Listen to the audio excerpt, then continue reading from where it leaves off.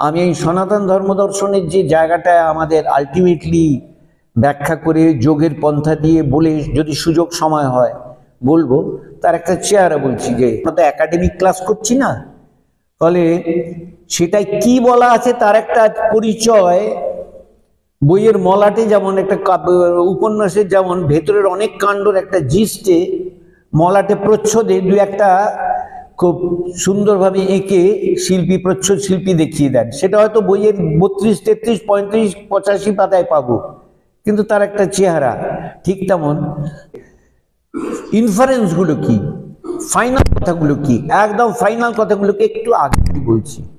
সিদ্ধান্ত 1 নম্বর, সমস্ত জগৎটা এক চৈতন্য সত্তার প্রকাশ। প্রত্যেকটি জীব সেই চৈতন্যেরই এক একটি স্ব-অন্ত মূর্তি। স্ব-অন্ত মানে শান্ত, তালব্য পাশে ভাবেন, তাই আমি স্ব-অন্ত বলছি। দন্তস্বয়াকার দন্তন্বয় তয়, তার মানে প্রত্যেকের প্রকাশ সে অনন্তেরই এক একটি শান্ত রূপ, স্ব-অন্ত রূপ। তাহলে কিন্তু প্রত্যেকে তো মরণশীল, তাহলে তো ফুরিয়ে যাবে। বলছেন হ্যাঁ, সমুদ্রের যেমন প্রত্যেকটা ঢেউ ফুরিয়ে যায়, সুতরাং কোনোটাই নিত্য নয়, কিন্তু জল হিসেবে তো সে থেকেই যায়। ঠিক তেমন প্রত্যেকটি স্ব-অন্ত রূপ মানুষের যে ফুরিয়ে যাবে, শেষ হয়ে যাবে, কিন্তু তার যে আত্মিক আত্মসত্তা সেটা অমর। শূন্যন্ত বিশ্বে অমৃতস্য পুত্রা, তাই ঋষিদের সম্বোধন। শিশু থেকে বৃদ্ধ, মাতৃগর্ভে যে আছে কিংবা যে পরলোকগত, প্রত্যেকে কিন্তু আসলে মৌলিকভাবে স্বরূপত সেই অমৃত সত্তা। আমি সিদ্ধান্তগুলো বলছি, পৌঁছনো তার নিয়ে কথা, এগুলো নিয়ে মা আদ্দামা করলে সবই হবে পরে। এইবারে আমরা ব্যাপারটা তো শুনলাম, এবার হাউ টু রিলেট, এটার সঙ্গে আমরা সম্পর্কিত হব কি করে। তাহলে সম্পর্কিত হতে এসো সবাইকে ক্লাস করি, সবাই শোনো বলে ঋষিরা বলেননি। তারা দেখলেন সব মানুষের চেতনা, বোঝবার জায়গা, মানসিক আকাঙ্ক্ষা, চাহিদা সব পৃথক পৃথক। সুতরাং এই মহাসত্যটা সবাইকে ধরিয়ে দেওয়া যাবে না। কিন্তু এরা তো সত্যিই জনকল্যাণ চেয়েছিলেন, এই আশ্রমের নাম জনকল্যাণ। তাই তারা বললেন যে এরা আজকে চাইছে না, কিন্তু এরা তো স্বরূপত সেই একই যা আমি, মানে ঋষি নিজে ভাবছেন। সুতরাং তো আমার তো জানাতেই হবে এদের কাছে খবরটা, কিন্তু শুধু জানিয়ে দেখো এই তত্ত্ব সবার মধ্যে এক আমি আছে বলে তো থামলে হবে না।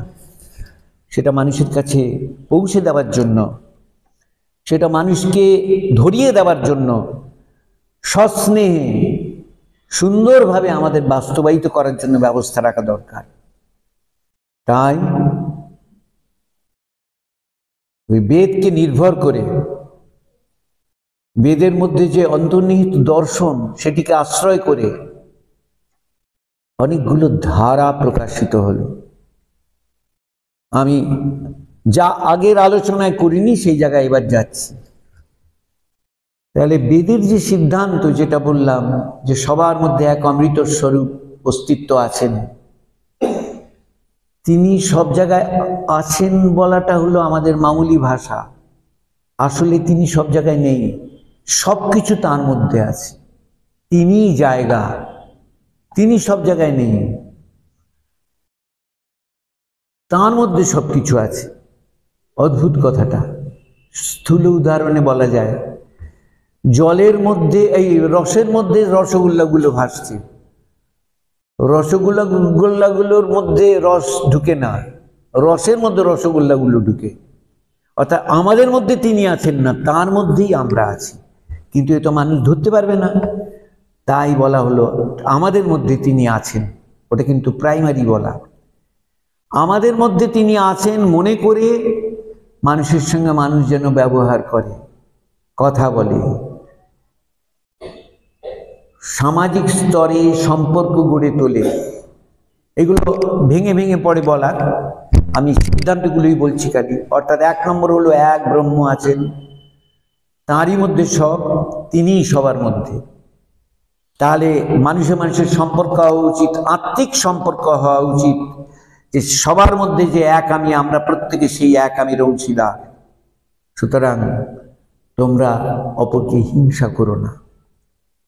তার মানে অপরকে হিংসা করো নাটা কিন্তু নীতিবাচক একটা কথা মাত্র নয়, একটা দর্শনের ওপরে ভিত্তি করে গড়ে ওঠা রীতি। খুব বুঝবার কথা। আমরা যখন একটা জিনিসের নিয়ম নীতি করি, এইটা হলে ভালো, ওইটা হলে ভালো, সেটা আমাদের মতো করে। ঋষিদের বলা এটা কিন্তু মোটেই তা না। তারা বলে যেহেতু সবার মধ্যে এক অস্তিত্ব, এক আত্ম অস্তিত্ব, সেই হেতু তোমাকে ঈর্ষা, ক্ষতিকারক বৃত্তি, এই ভাবগুলোকে পরিত্যাগ করতে হবে। কারণ ওগুলো আছে, পশু ভাব থেকে তো উঠে এসছে ওইগুলো। আমরা দেখছি পশুতে সব সময় রয়েছে। তাই তোমরা পশু নও, তোমার মননশীলতা আছে। তাহলে ফার্স্ট ভেতরে ভাবতে শুরু করো সবার মধ্যে তিনি আছেন। কে তিনি আছেন তাই বোঝাবার জন্য হলো ঈশ্বর। ব্রহ্মটম্য বললে হবে না। কে ঈশ্বর? যিনি সমস্ত কন্ট্রোল করছেন। না করলে কি হবে? তোমার পাপ হবে। পাপ মানে এই যে তিনি সবার মধ্যে, তাহলে তুমি কারোর অনিষ্ট করলে তো তাকে অনিষ্ট করা, তাকে ক্ষতি করা, তারই ক্ষতিবৃত্তির চেষ্টা করা। যে আমি করছি সেও তো তিনিই বলছো, তুমি কি সেটা বোঝো না? আপনি বলছেন বলে, এই আপনি বলছেন হবে না, নিজে বুঝে যদি বোঝো যে ওর মধ্যে যে আমার মধ্যে, সেটা তো হয়েই গেল। তোমার কোনো জ্ঞানের দরকারই নেই বাবা। কিন্তু তুমি সেটা জানো না। তুমি জানো তুমি একটি আমি, ও একটি আলাদা আমি। কিন্তু সবার মধ্যে যদি এক আমি আছে, এই বোধটাকে আরোপ করে চলো, তুমি অভ্যাসে আস্তে আস্তে নিজের মধ্যে সেটা পাবে। যে ঋষিদের কথা মানলো, তারা সেটা মেনে নিয়ে চলতে আরম্ভ করলো, গড়ে উঠলো তাই একটা কংক্রিট ধর্ম, সনাতন ধর্ম। সেই ধর্মে তাহলে বিভাজন কিরকম হলো? খুব প্রাথমিক স্তরে ট্রেনিংয়ের জন্য যেটা, সেটা হলো সত্যনিষ্ঠভাবে আচরণ করে চলা, তার নাম ব্রহ্মচারী। ব্রহ্মচারী অর্থে আমরা বাজারে যেটা চলতি কথা সেটাই মানে না, কিন্তু যে একদম ইন্দ্রিয় ক্রিয়া বর্জন করা। ব্রহ্মচারী মানে সত্যাচরণে নিষ্ঠভাবে চলার পথকে যে থাকে, সেই আচারে যে থাকে, সে হলো ব্রহ্মচারী। ব্রহ্ম মানে ব্যক্তিস্বরূপ আত্মসত্তা। সেই আত্মসত্তার দিকে মাথা রেখে প্রাত্যহিক জীবনের প্রতিটি ব্যবহারে যে আরোপ করে চলতে চেষ্টা করে, সেই হলো ব্রহ্মচারী। এইটি হলো ট্রেনিং কোর্সের প্রথমের জন্য। তাই ঋষিরা বললেন কৈশোর অবধি, 12 বছর ইত্যাদিটা বড় কথা না, কৈশোর পর্যায়টা ব্রহ্মচর্যের শিক্ষা। তারপরে এই ব্রহ্মচর্যের শিক্ষা যা পেলে, সেটা উপলব্ধি করে থাকো বা না থাকো, এইটি মাথায় রেখে নিয়ম হিসেবে, নীতি হিসেবে গার্হস্থ্য জীবনে ঢোকো। গার্হস্থ্য জীবনে গিয়ে তোমার যা যা ভালো লাগে, বয়স বাড়ছে, যৌবন আসছে, সংসার আসছে, সেই চাহিদাগুলো পূরণ করার চেষ্টা করে, কিন্তু ওইটি মাথায় রেখে সবার মধ্যে কিন্তু সেই এক সত্তা। অর্থাৎ আবার আরেকটা ক্রম এলো, লোভ করো না, অন্যকে ক্ষতি করো না, অন্যের জিনিস নিয়ে টানাটানি করো না। ঈশাবাস্যমিদং সর্বং যৎকিঞ্চিৎ জগত্ত্বাং জগত্তেন তক্তেন ভুঞ্জিতা মা গৃহঃ কস্য সিদ্ধনম। সবার মধ্যে ঈশাবাস্যমিদং সর্বং, সবের মধ্যে সেই এক ঈশ্বর আছেন, তিনি আচ্ছাদন করে আছেন সবাইকে। যৎকিঞ্চিৎ জগত্ত্বাং জগত্তেন তক্তেন ভুঞ্জিতা, সমস্ত তাঁরই মালিকানা, তাঁরই জিনিস, তিনি সত্য। এই বোধে থেকে তোমার যা করা, তোমার জিনিস নিয়ে তুমি কাজ করো, সব করো, অন্যেরটা লোভ করো না। কারণ আসলে কেউই কোনোটার মালিক না, সবই সেই একের। এটা কোনো ভক্তির কথা না। এটা বাহ কি সুন্দর একটা ভক্তির কথা, তার সব মেনে নিয়ে চলো না, এটা সত্য। সেই সত্যই উপনিষদ বলছে তিনি আছেন, আমার মধ্যে আছেন, আপনার মধ্যে আছেন, সবার মধ্যে আছেন। সুতরাং এইটি উপলব্ধি করে যদি থাকেন তো হয়ে গেল, তার তো কোনো জ্ঞানের দরকার নেই। না করে থাকেন তো, যদি চান আপনি এটা আচরণ করে চলুন। স্বল্পমাপ্যস্য ধর্মস্য ত্রায়তে মহতো ভয়া, এটা সামান্যভাবেও যদি মেনটেন করার চেষ্টা করে চলেন, আপনার মধ্যে দিয়ে দুষ্কর্ম আটকে যাবে। সচেতনভাবে দুষ্কর্ম করতে পারবেন না, তার মানে আপনার রিফাইনমেন্ট। রিফাইনমেন্ট মানে কি? পশুত্ব কেটে গিয়ে যেটা জাগবে, তার নাম মানবিক ধর্ম।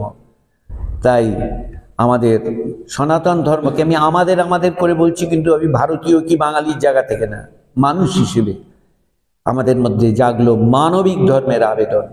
তার মানে সনাতন ধর্মের ফার্স্ট বেসিক যে জায়গাটা সেটা হলো মানবিক ধর্মের জায়গা, ঈশ্বরনিষ্ঠ মানবিক ধর্ম। প্যারালালি না বললে নয়, ফুটনোটের মতো করে বলার, এটি প্রতিবাদী জায়গা উঠলো যে না, এই মেনে ফেলে নেওয়ার মধ্যে আমরা নেই, প্রমাণ যদি না পাই। আর প্রমাণ পেতে হলে তো একটু যোগ্যতা চাই, তারা মানলেন না। চার ভাগ ধর্ম, তারা বললেন আমাদের শরীরের যা ইচ্ছা, শরীরের পূরণ করতে পারলে করবো, চুরি ডাকাতি করবো না, বদমাইশি করবো না, ঠিকভাবে চলবে এইভাবে, যেমন ভাবে পাবো তাতে কি দোষ। একটা কংক্রিট দর্শনের ফর্ম নিল সেটা, চার ভাগ দর্শন, যেটা ঈশ্বর স্বীকৃত নন। তাতে কিন্তু মূল সনাতন ধর্মীরা কোনো তাদের মারধর করলেন না কিংবা তাড়িয়ে দিলেন না, স্বীকৃতি দিলেন। তার প্রমাণ সর্বদর্শন সংগ্রহ বলে মধ্যাচার্য বলে একজন মস্ত বড় পণ্ডিতের যে সংগ্রহ, তাতে চার ভাগ দর্শনকেও মর্যাদা দেওয়া হয়েছে। এই হলো সনাতন ধর্মের, সনাতন দর্শনের একটা মস্ত বড় দিক। সবটাকেই অ্যাকসেপ্ট করো। কেন? যে যে জায়গা থেকে নেওয়ার সে নিয়ে নিজে তার পরের স্টেপটায়, পরের স্তরটায় নিজেই উত্তরণ পাক। তোমার চলবে না বলে কাউকে আটকে রেখো না। হ্যাঁ, চলবে না কোনটা? অপরাধমূলক কাজগুলো। একটা চিন্তা ভাবনায় একজন যদি মনে করে এটা আমি মানি না, সেটাকে অপরাধ বলতে পারো না। তার চেতনা নিতে পারছে না। সত্য যদি বুঝতো সে নিশ্চয়ই নিত। তাহলে কিরকম একটা গঠনটা হলো? একটা আস্তিক্যবাদী ধর্মের জায়গা সনাতন দর্শন থেকে বেরিয়ে এলো, আরেকটা তার প্রতিবাদী না হলেও সেটাকে না মানা নাস্তিক ধর্মের দিক বেরিয়ে এলো, সেটা চার ভাগ দর্শন। তাহলে আমি যদি সনাতন ধর্ম দর্শন বলে অভিধা রেখে আমার আলোচনা করি, তাহলে চার ভাগকে বাদ দিয়ে আমি করতে পারবো না। বড় বড় দার্শনিকরাও করেননি, আমি তো কোন ছাড়। সেই জন্য চার ভাগ দর্শনের প্রতি যথাযোগ্য মর্যাদা জানিয়ে আমি পরের কথায় যাচ্ছি। এই যে আস্তিক্য দর্শন বলবো না, আস্তিক্য বোধ, এটা নির্ভর করে বেদকে কেন্দ্র করি 6টি দর্শন তৈরি হলো, বেরিয়ে এলো। প্রত্যেকটাই কিন্তু বেদকে অ্যাকসেপ্ট করা। 6 জন ঋষি সেটা করলেন। আমার এই বলা একটু মনে হতে পারে টেকনিক্যাল একাডেমিক, কারণ একেবারে তথ্যর দিককে বাদ দিয়ে শুধু ভাবের কথা আর ভেতরে ভালো লাগার কথা বলতে তো চলবে না। তাহলে যেটা মূল কথা সেটা সরে আসা হবে, সেটা মানে একটা শখ মেটানো হবে। আমি শুধু শখ মেটাতে চাইছি না, সুতরাং সত্যের আশ্রয়ে তথ্যটাও একটু বলতে হবে। ন্যায়, বৈশেষিক, সাংখ্য, যোগ, মীমাংসা এবং বেদান্ত, এই 6টি নামে, 6টি চিন্তন ধারায় 6খানি কংক্রিট দর্শনের প্রকাশ দেখা গেল। চার ভাগের নাম এই সঙ্গে বললাম না, কারণ এটা তো বেদ নির্ভর নয়। গৌতম নামে একজন ঋষি বেদকে অস্বীকার না করেও বেদকে মেনে নিয়েই তিনি গড়ে তুললেন ন্যায় দর্শন। তার বই ন্যায় সূত্র, তার বইয়ের জায়গাটা হলো যুক্তিকে প্রতিষ্ঠা করার জন্য যে রীতিনীতি। আমি এখানে ন্যায় দর্শন নিয়ে আলোচনা করব না কিন্তু, কারণ ওটা একেবারেই একটা ব্যবহারের মতো, অঙ্কের মতো খানিকটা ওটা। সেই জন্য এই আলোচনায় লাভ হবে না, শুধু নাম করাই ভালো। ন্যায় দর্শন, বৈশেষিক গৌতমের হলো ন্যায়। কনাদ নামে একজন ঋষি বৈশেষিক দর্শন করলেন। কনাদ নামটা নিয়ে বুঝবেন, কণা মানে কিন্তু মানে অনুপরমাণুর দিক। তাঁর দর্শনও ঠিক আধ্যাত্মিক আলোককে প্রদর্শন করাবার ভাব নিয়ে নয়, অ্যানালিটিক্যাল, নো ডাউট। তারপরে সাংখ্য দর্শন, ভীষণ একটা কংক্রিট দর্শন। সাংখ্য দর্শন বলার আগে, সাংখ্য পতঞ্জল বলার আগে একটু মীমাংসা বলিনি। মীমাংসা দর্শন নামে একটি দর্শন, সেটি করলেন জৈমিনী নামে একজন ঋষি। তিনি সংহিতা নির্ভর করে রিচুয়ালিস্টিক জায়গা থেকে, ঠিক আমরা যেভাবে ঈশ্বর বোধটাকে মেনে নিই যে আমাদের প্রাণের ঠাকুর, তার প্রতি ভক্তি করা যায়, ভালোবাসা করা যায়, ঠিক সেই জায়গা থেকে না। বলে তিনি আছেন এই হোমাগ্নি দিয়ে, যজ্ঞ দিয়ে আমাদের ভেতরেরও পরিশোধন করে আমরা সুকর্মের মাধ্যমে স্বর্গ লাভ করতে পারি। এখানে স্বর্গ লাভ কথাটা মানে এই পৃথিবীর থেকে অনেক বেশি সুখদায়ক একটা জায়গা হিসেবে যদি ভাবা হয় খুব ভুল হবে না, সেরকম আছে ওর মধ্যে। কিন্তু ওটা ঠিক আধ্যাত্মিক প্রেক্ষণে, আধ্যাত্মিক দৃষ্টিতে উচ্চ চেতনায় যাবার কোনো দিক দর্শন করলো বলে মনে করা যায় না। সেই কাজটা করলেন বেদান্ত।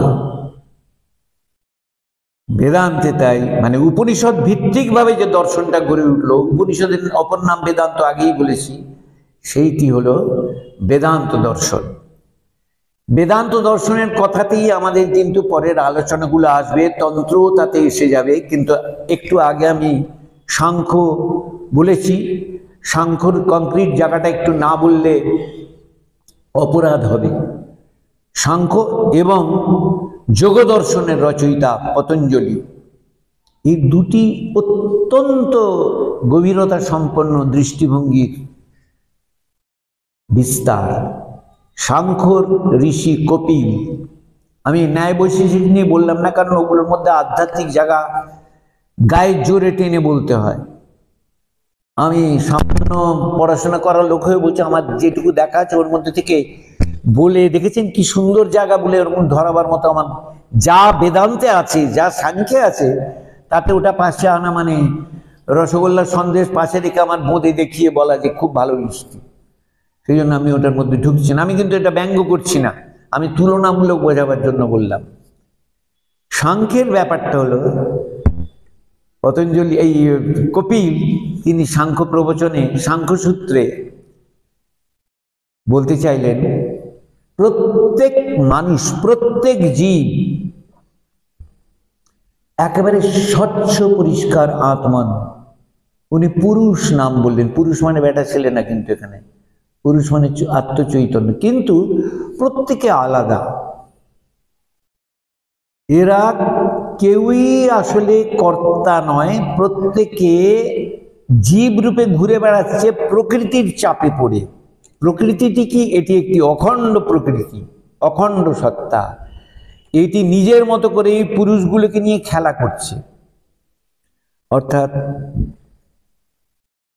এইটি ট্রান্সপারেন্ট কাঁচ, এর পাশে একটা লাল জবা দিন, এটা দেখতে মনে হবে এই পাশ থেকে লাল, এপাশ থেকে একটা নীল দিন, এপাশ থেকে দেখতে পাবেন নীল। তেমন বলছেন যে এই নিষ্ক্রিয় পুরুষের ওপরে যেভাবে কর্মের দোতনা, কর্মের পরিবেশ সৃষ্টি হয়, তদনুযায়ী তাকে দেখে মনে হয় এর জমিদার, এ রাজা, এ চোর। এটা হলো প্রকৃতির দ্বারা ক্রিয়েটেড প্রভাবে পুরুষকে চিহ্নিত করা হয়। এবং তখন এক পুরুষ আরেক পুরুষকে, তাই পুরুষ মানে আবারও বলছি বেটা ছেলে না, কিন্তু পুরুষ মানে এখানে জীব, মানব। তুমি ভালো, তুমি খারাপ, এসব বিচার কিন্তু আসলে প্রকৃতির খেলা। কেউই ভালো না, কেউই খারাপ না, সব নিষ্ক্রিয় প্রকৃতি, কিন্তু সব আলাদা, সব আলাদা। কিন্তু প্রশ্ন যেটা এসে গেল, যার জন্য সাংখ্য দর্শনকে আধ্যাত্মিক দর্শন বলতে প্রবল আপত্তি বেদান্তবাদীদের, শুধু না, আমার মতো অর্বাচীনেরও। কারণ সাংখ্য দর্শন কোনো জায়গায় পৌঁছে দেয় না, বলে তুমি খালি তুমি যে পাপ পুণ্যের অতীত এটা বুঝে গেলেই তোমার হলো, ঈশ্বর দরকার নেই।